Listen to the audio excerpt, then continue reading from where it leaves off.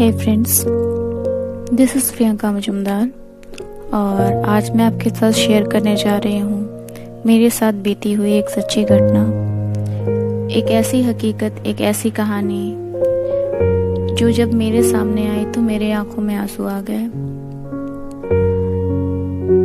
कुछ ऐसे आंसू जो अनदेखे हैं, अनछुए हैं, पर उनमें बहुत दर्द है। और ये हकीकत, ये दर्द मैं आप लोगों तक पहुंचाना चाहती हूँ, आपके साथ साझा करना चाहती हूँ। वो दर्द जो कभी किसी को दिखता है, कभी किसी को नहीं दिखता, पर होता है। तो चलिए सुनते हैं ये कहानी।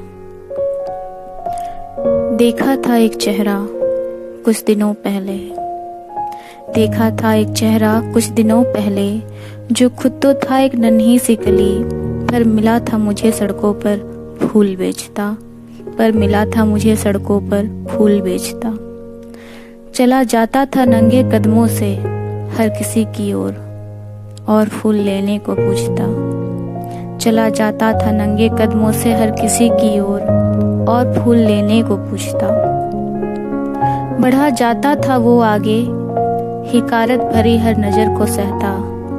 कहीं सुनाई पड़ती कड़वी बोली, कहीं उसका तमाशा बन जाता। हाँ, देखा था मैंने एक चेहरा कुछ दिनों पहले, जो खुद तो था एक नन्ही सी कली, पर था फूल बेचता, पर था फूल बेचता। मैं दूर खड़ी देख रही थी उसके नन्हे कदमों को मेरी ओर आता। मेरे पास आकर उसने कहा, दीदी एक फूल ले लो। मैंने मुस्कुरा कर पूछा, कितने की है? और वो देख रहा था मेरा हाथ, जो था उसका सर सहलाता, जो था उसका सर सहलाता।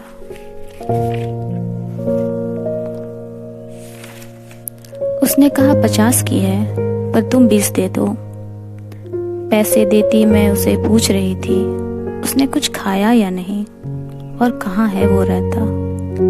अभी तो खाया कुछ भी नहीं, यही पास ही में हूँ रहता। माँ मर गई है मेरी, और बाप शराब पीकर है पीटता।